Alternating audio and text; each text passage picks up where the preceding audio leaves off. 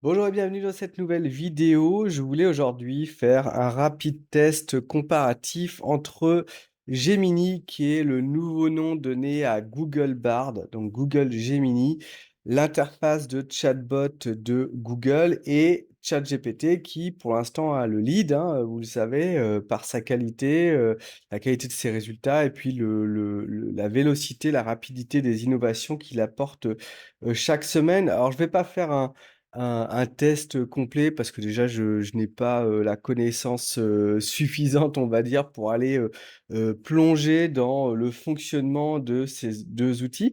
Mais on va, rapidement regarder en fait les différences notables entre, 2 prompts identiques entre Gemini et ChatGPT, et on va en profiter pour, vous donner un petit prompt assez sympa, quand on n'a pas d'idée, que ce soit pour une présentation PowerPoint ou pour, un post LinkedIn, ou peu importe, quand on veut, épater, la galerie, et bien, on va je vais vous donner un petit, prompt qui est assez sympathique. Donc, premier de ces prompts, c'est celui, de demander à ChatGPT ou à Gemini, de nous apprendre un fait incroyable et hallucinant. Bon, après vous le formulez de la manière dont vous le voulez, hein. Donc un fait incroyable et hallucinant, mais très utile sur le sujet qui vous intéresse. Là, j'ai choisi la gestion du changement, qui s'applique au thème qui vous intéresse pour votre post ou pour votre présentation PowerPoint. Donc là, j'ai choisi le parcours des patients dans le domaine de la santé, et qui peut être d'une aide immense pour, et là, vous citez votre audience. Donc j'ai choisi les directeurs de cliniques et d'hôpitaux. Donc j'ai lancé ça, parce que j'ai une cliente qui est, à fond sur cette, problématique. Donc bah, ça me donne un bon exemple à tester sur ChatGPT, au quotidien. Donc ChatGPT, il va me sortir, c'est rigolo parce que, Gemini m'a sorti quasiment le même exemple, en fait. Et on va commencer par Gemini, c'est plus intéressant parce que vous connaissez peut-être déjà pas mal ChatGPT. Donc il me sort: un fait incroyable et hallucinant, mais très utile sur la gestion du changement dans le domaine de la santé. Le simple fait de donner aux patients un sentiment de contrôle sur leur parcours de soins peut améliorer considérablement leur satisfaction et les résultats cliniques. Des études ont montré que les patients qui ont l'impression de participer activement à leurs soins ont tendance à être plus satisfaits, avoir une meilleure observance du traitement, à obtenir de meilleurs résultats. Comment donner aux patients un sentiment de contrôle? Voici quelques exemples. Permettez aux patients de choisir leur médecin. Un exemple concret: dans une clinique de soins primaires, les patients étaient invités à participer à un programme d'autogestion sur leur diabète. OK. Les résultats étaient spectaculaires. Ce que cela signifie pour les directeurs de cliniques et d'hôpitaux: donner aux patients un sentiment de contrôle sur leur parcours de soins, pardon, est une stratégie simple mais puissante. Voici quelques conseils pour les directeurs: impliquer les patients, former le personnel soignant à l'importance de donner aux patients un sentiment de contrôle, créer une culture d'écoute et de respect des patients. Donc je trouve ça, bon. Déjà, il m'a vraiment donné une pépite, c'est, le nudge marketing. Vous irez fouiller sur Google, c'est assez intéressant. C'est quand on force, par le design même des lieux où on accueille un public, ou par nos produits, on les force à prendre une décision, et ils sont contents de la décision qu'ils prennent. Donc je trouve ça pas mal, ça donne une bonne base pour, parler en société, ou pour, faire un post sur LinkedIn intéressant. Et il se trouve que ChatGPT, bah, m'a sorti carrément, la même chose. Un fait incroyable mais très utile, donc c'est, hop, on va zoomer un petit peu, l'impact de l'implémentation de la technologie des dossiers de santé électroniques. Ah ouais, non, d'accord. Bon, il m'a mis autre chose. En fait, j'ai testé, ce prompt il y a une semaine, quelques jours plutôt, et ça m'avait donné cet exemple-là, donc c'est rigolo. Là, en fait, c'est autre chose. Donc l'implémentation de la technologie des dossiers de santé électroniques, OK. Une gestion plus efficace du parcours de soins du patient en offrant un accès instantané et sécurisé. Amélioration de la qualité des soins, coordination des soins, réduction des erreurs médicales. OK. Donc je trouve, que, j'ai l'impression que c'est plus une question technologie vraiment, j'ai l'impression que Google est quasiment au niveau de OpenAI, hein. Mais c'est plutôt une question de présentation. Je trouve que alors déjà l'interface, je la trouve plus jolie maintenant sur Google, mais en même temps, je suis toujours plus, bluffé par les résultats de GPT. C'est comme s'il y avait un petit peu plus d'infos, mais que, Gemini, c'était plus utilisable. Alors c'est, complètement subjectif, hein, parce que si je donne le bon prompt à ChatGPT, il va me faire un texte qui est carrément utilisable. Mais, là, sur le test que j'ai fait, je trouve que le résultat de Google, un peu plus court, donc peut-être moins fouillé, mais, sans doute, un petit peu plus, user friendly et bon voilà, là l'exemple des dossiers de santé électronique, c'est pas génial. Enfin, c'est moins bluffant, c'est moins hallucinant que, le fait de donner aux patients un sentiment de contrôle. Mais je vous dis, il y a 3 4 jours, c'était vraiment cet exemple-là qui m'était donné par ChatGPT. Donc on va tester un deuxième prompt qui me semble pas mal, intéressant en soi et ça va nous donner l'opportunité de voir la différence entre les résultats de, ChatGPT et de Gemini. Donc c'est: «Donnez-moi 3 pépites», donc des golden nuggets, donc des petites choses, effet waouh, incroyables et hallucinantes, basées sur des faits à insérer dans PowerPoint. Donc ça pourrait être, là vous pouvez changer, vous pouvez dire à insérer dans un post LinkedIn, dans un post Facebook, dans un, voilà, à vous de voir, hein, dans une conversation de Noël, pour impressionner des directeurs de cliniques et d'hôpitaux sur la gestion du changement. Donc là, vous mettez votre audience et le thème. J'ai fait la même chose du coup sur, Gemini. On va commencer par Gemini. 3 pépites incroyables, hallucinantes, basées sur des faits pour impressionner les directeurs. OK. Le simple fait de donner aux patients un sentiment de contrôle sur leur parcours de soins.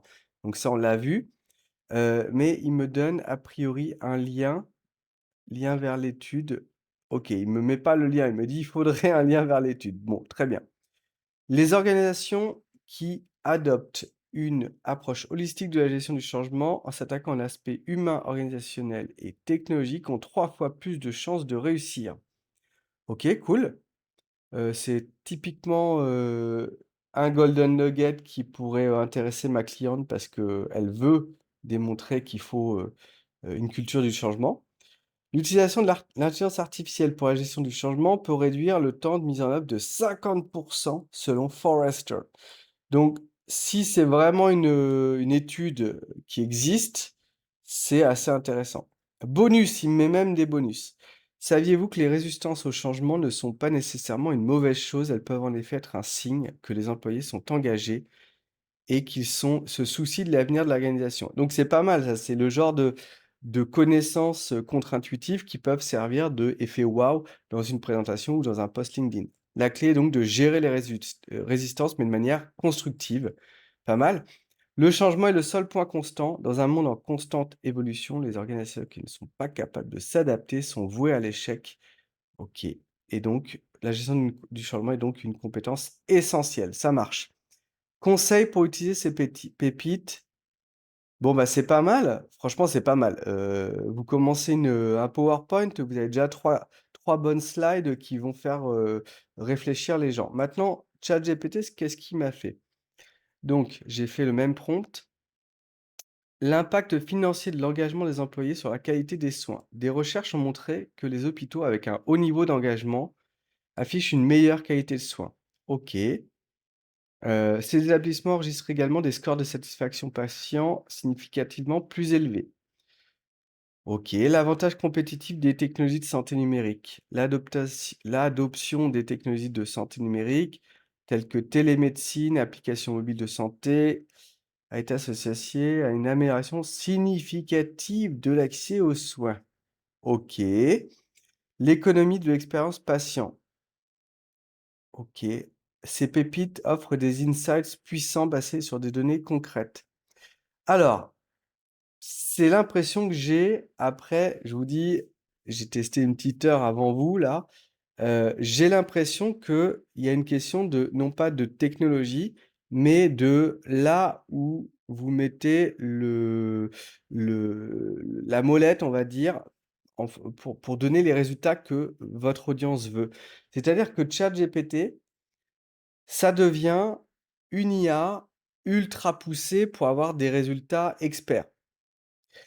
Et j'ai l'impression, mais je me trompe peut-être, que Gemini est en train de faire quelque chose de plus simple, peut-être plus grand public et moins Bing, je sors un énorme truc sur tel aspect, de l'engagement, des employés, voilà. C'était pas forcément vrai bizarrement de ChatGPT il y a quelques mois. Mais avec un prompt qui est limité, c'est ça que ChatGPT me sort. Alors effectivement, si je mets, «Donne-moi 3 pépites, mets-les en forme, en sautant des lignes, en ayant un air fun» et cetera, il va me sortir un truc, nickel, magnifique. Mais, on dirait que Gemini, lui, par défaut, il me fait quelque chose qui potentiellement est utilisable par, le commun des mortels. Voilà, ce sont 2 exemples, hein, voilà. Dernier test que j'ai fait: «Maintenant écris-moi un post LinkedIn exceptionnel qui synthétise ces informations et qui engage mes lecteurs» et j'ai posé la même chose à ChatGPT. Donc, bah, je sais pas si aujourd'hui il est fatigué, mais il m'a fait un post, franchement, ça donne pas envie de lire, quoi. Transformer le secteur de la santé, 3 stratégies clés pour les directeurs de cliniques et d'hôpitaux. 1, maximiser l'engagement. 2, adopter les technos. 3, investir dans l'expérience patient. Là, il me suffit que je mette, hop, que je mette, OK, réécris-le, mais en plus fun et avec des sauts de ligne. Il va me faire un truc nickel. Mais c'est comme si il avait réglé la mire vers quelque chose de un peu plus sérieux que Gemini et on va voir ce que ça fait, ce que me donne Gemini. Hop, c'est quoi ça? Afficher les suggestions. Ah, il me donne des options maintenant. Mmh, je ne savais même pas. Donc c'est énorme. En fait, Gemini, il vous donne 3 réponses d'un coup, quoi. Alors l'autre truc que j'ai noté, c'est que, ChatGPT est plus lent maintenant que Gemini, beaucoup plus lent. Alors vous voyez, j'ai demandé de réécrire à la main avec un côté plus fun et des sauts de ligne, donc il s'en charge. Superchargeons l'engagement des employés, plongeons dans l'ère numérique, mettons les cœurs dans les yeux de vos patients. Bon voilà, il arrive à le faire et c'est plutôt pas mal, mais je suis à 2 doigts de me dire que waouh, en fait, Gemini est en train potentiellement de passer devant ChatGPT, en tout cas pour des recherches plus grand public. Surtout si j'ai 3 suggestions. Donc, salut les game changers, les change makers. Vous êtes à la recherche de moyens d'améliorer la qualité de soins et de réduire les coûts? Alors jetez un œil à ces 3 pépites incroyables basées sur des faits. Une approche holistique, mais ce n'est pas tout. Les résistances au changement ne sont pas forcément mauvaises. Alors qu'attendez-vous? Franchement, il est meilleur. Il est meilleur. Et si j'ai bien fait le boulot de demander 3 vraies pépites, bah, le post, il est intéressant, quoi. C'est sûr que si c'est, juste, du vide, ça le fait pas, mais là: «Salut les pros de la santé, prêts à booster la satisfaction de vos patients». OK. Donc là, il me détaille un petit peu mes 3 pépites. Pas mal. Réduit le temps de mise en œuvre, c'est vraiment pas mal du tout, hein. Et la troisième, «Salut les change makers». Donc c'est une autre, forme. Franchement, c'est pas mal du tout et là, je déprime quand je vois le résultat de ChatGPT. Alors que historiquement, c'était largement au-dessus. Voilà, je sais pas ce que vous en pensez. Je trouve ça assez intéressant la compète que, les 2 se font. Est-ce que Google va reprendre la main et donner accès à l'IA pour 99 de la population mondiale? Et ChatGPT va, finalement être, cornerisé vers quelque chose de plus, professionnel, plus, «sérieux» entre guillemets? Ou est-ce que simplement, Google est en train de prendre le dessus? À voir. Voilà, n'hésitez pas à lâcher un petit, commentaire, vos impressions et vos tests peut-être? et puis abonnez-vous à la chaîne. À très vite.